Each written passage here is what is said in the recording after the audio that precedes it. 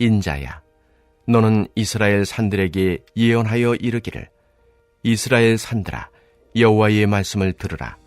주 여호와께서 이같이 말씀하시기를, 원수들이 내게 대하여 말하기를, 아하, 옛적 높은 곳이 우리의 기업이 되었도다 하였느니라. 그러므로 너는 예언하여 이르기를, 주 여호와께서 이같이 말씀하시기를, 그들이 너희를 황폐하게 하고 너희 사방을 삼켜 너희가 남은 이방인의 기업이 되게 하여 사람의 말거리와 백성의 비방거리가 되게 하였도다. 그러므로 이스라엘 산들아, 주 여호와의 말씀을 들을지어다. 산들과 맷뿌리들과 시내들과 골짜기들과 황폐한 사막들과 사방에 남아있는 이방인의 노략거리와 조롱거리가 된 버린 성읍들에게 주 여호와께서 이같이 말씀하셨느니라. 주 여호와께서 이같이 말씀하시기를, 내가 진실로 내 맹렬한 질투로 남아있는 이방인과 에돔 온 땅을 쳐서 말하였노니, 이는 그들이 심히 즐거워하는 마음과 멸시하는 심령으로 내 땅을 빼앗아 노략하여 자기 소유를 삼았음이라. 그러므로 너는 이스라엘 땅에 대하여 예언하되, 그 산들과 맷뿌리들과 시내들과 골짜기들에 관하여 이르기를, 주 여호와께서 이같이 말씀하시기를, 내가 내 질투와 내 분노로 말하였나니, 이는 너희가 이방의 수치를 당하였음이라. 그러므로 주 여호와께서 이같이 말씀하시기를, 내가 맹세하였은즉 너희 사방에 있는 이방인이 자신들의 수치를 반드시 당하리라. 그러나 너희 이스라엘 산들아, 너희는 가지를 내고 내 백성 이스라엘을 위하여 열매를 맺으리니 그들이 올 때가 가까이 이르렀음이라. 내가 돌이켜 너희와 함께 하리니 사람이 너희를 갈고 심을 것이며, 내가 또 사람을 너희 위에 많게 하리니 이들은 이스라엘 온 족속이라. 그들을 성읍들에 거주하게 하며 빈 땅에 건축하게 하리라. 내가 너희 위에 사람과 짐승을 많게 하되 그들의 수가 많고 번성하게 할 것이라. 너희 전 지위대로 사람이 거주하게 하여 너희를 처음보다 낮게 대우하리니 내가 여호와인 줄을 너희가 알리라. 내가 사람을 너희 위에 다니게 하리니 그들은 내 백성 이스라엘이라. 그들은 너를 얻고 너는 그 기업이 되어 다시는 그들이 자식들을 잃어버리지 않게 하리라. 주 여호와께서 이같이 말씀하셨느니라. 그들이 너희에게 이르기를, 너는 사람을 삼키는 자요 내 나라 백성을 제거한 자라 하거니와, 내가 다시는 사람을 삼키지 아니하며 다시는 내 나라 백성을 제거하지 아니하리라. 주 여호와의 말씀이니라. 내가 또 너를 여러 나라의 수치를 듣지 아니하게 하며 만민의 비방을 다시 받지 아니하게 하며 내 나라 백성을 다시 넘어뜨리지 아니하게 하리라. 주 여호와의 말씀이니라 하셨다 하라. 샬롬, 주님의 평화를 빕니다. 여러분은 산불이 난 것을 보신 적이 있으신가요? 푸르름이라고는 전혀 볼 수 없는, 온통 새까맣게 타버린 그곳을 보고 사람들은 이 산은 끝났다 라고 생각합니다. 누군가는 이 산은 더 이상 예전의 그 푸르르고 아름다운 산의 모습으로 되돌아갈 수 없다고 이야기하기도 합니다. 그러나 놀랍게도 시간이 지나면 죽음만이 가득했던 까만 땅을 뚫고 작은 새싹이 올라옵니다. 다시 풀이 자라나고 나무가 자라고 새들과 동물들이 돌아옵니다. 사람은 끝이라고 말하지만 자연은 다시 살아납니다. 끝인 줄 알았던 그 죽음의 땅에 하나님의 놀라운 생명이 새롭게 시작되는 것이지요. 오늘 에스겔 36장의 본문에서도 모두가 생명이 없다고 이야기하는 황폐한 산이 등장합니다. 바로 이스라엘 산들입니다. 하나님은 모두가 생명을 집어삼켰다고 이야기하는 황폐한 그 땅에 다시 생명을 선포하십니다. 이스라엘 산을 향한 하나님의 회복의 선포가 오늘 우리의 삶을 다시 회복시키시는 하나님의 선포의 말씀이 되기를 주님의 이름으로 축복합니다. 하나님께서 회복을 선포하신 이스라엘의 현실은 참담했습니다. 바벨론에 의해 예루살렘은 무너졌고 그 아름답던 성전도 불타 없어졌습니다. 왕도 사라졌고 백성도 모두 포로가 되었습니다. 하나님의 약속의 땅, 젖과 꿀이 흐르는 땅은 이제 생명이 없는 폐허의 땅이 되어버렸습니다. 주변 나라들은 이러한 이스라엘을 바라보며 조롱하며 그 약속의 땅을 차지하고자 합니다. 하나님은 이스라엘을 조롱하고 그 땅을 탐내는 자들을 향하여 이렇게 말씀하십니다.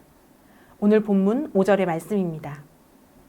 주 여호와께서 이같이 말씀하시기를 내가 진실로 내 맹렬한 질투로 남아있는 이방인과 에돔 온 땅을 쳐서 말하였노니 이는 그들이 심히 즐거워하는 마음과 멸시하는 심령으로 내 땅을 빼앗아 노략하여 자기 소유를 삼았음이라. 하나님은 이스라엘의 죄를 징계하기 위하여 바벨론을 사용하셨습니다. 하지만 에돔은 그것이 하나님의 심판임을 깨닫지 못한 채 이스라엘의 심판을 즐거워하고 멸시하며 하나님의 소유, 하나님의 땅을 차지하려는 욕심까지 내보입니다. 하나님은 이러한 에돔의 교만과 탐욕을 향해 맹렬한 질투로 응답하십니다. 여기서 질투는 사람의 욕심에서 나오는 질투가 아닙니다. 하나님께서 자신의 언약의 백성을 끝까지 사랑하시고 결코 빼앗기지 않으시려는 거룩한 사랑입니다. 하나님은 자기 백성을 향한 조롱을 결코 가볍게 여기시지 않으시는 분이십니다. 이방 나라 에돔의 눈으로 볼 때 그 땅은 이제 버려진 땅이 되었습니다. 아무도 살지 않는 생명이 없는 버려진 땅이 되었습니다. 하지만 하나님은 그 땅을 버리지 않으셨습니다. 하나님은 이스라엘의 죄를 징계하시기 위하여 바벨론을 사용하셨지만 그들을 버리시는 분이 아니시기 때문입니다. 이방 나라의 눈에는 하나님이 그들을 버렸다고 생각할 때에도 하나님은 단 한순간도 그들을 포기하거나 버리지 않으셨습니다.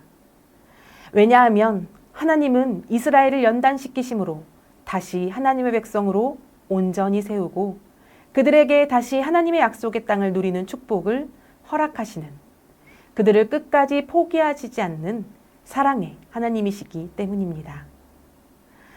하나님의 사랑은 모두가 끝났다고 여기는 자리에서도 꺼지지 않는, 사라지지 않는 사랑입니다. 하나님은 하나님의 사람을 향한 조롱을 맹렬한 질투로 하나님의 그 꺼지지 않는 사랑으로 지키시는 분이십니다. 오늘 여러분의 삶을 조롱하고 비난하는 대상이 있습니까? 나의 삶을 무가치하다고 말하며 나의 것을 빼앗아가려는 원수가 있습니까? 맹렬한 질투의 하나님이 하나님의 백성인 여러분의 곁에 서서 여러분을 지키실 것입니다. 하나님은 그 맹렬한 질투를 통해 우리를 지키시며 회복을 약속하십니다. 하나님은 이스라엘을 조롱하고 그 땅을 탐내는 에돔과 이방 나라들을 향해 그 수치를 돌려주신다 말씀하십니다. 하나님은 하나님의 것을 조롱하고 탐내는 자들을 심판하시며 하나님의 소유된 백성을 지키시는 분이십니다. 그리고 이제 하나님은 황폐하여진 모두가 조롱하였던 이스라엘에게 회복을 약속하십니다. 가지를 내고 열매를 생산하고 경작되고 씨가 뿌려지고 번성하고 성읍과 폐허가 된 곳을 재건하는 전보다 더 좋은 땅이 될 것이라는 회복을 약속하십니다. 하나님은 그 회복의 약속을 이루어 가실 것을 말씀하십니다. 오늘 본문 9절에서 내가 돌이켜 너희와 함께 하겠다는 말씀을 전해주십니다.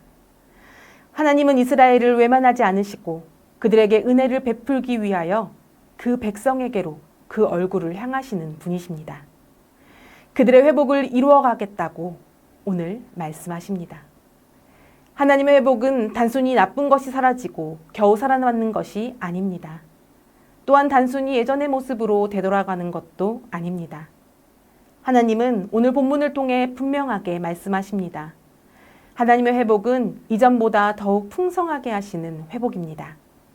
11절의 말씀처럼 이전보다 더욱 잘되게 하시는 회복이 바로 하나님의 회복인 것입니다.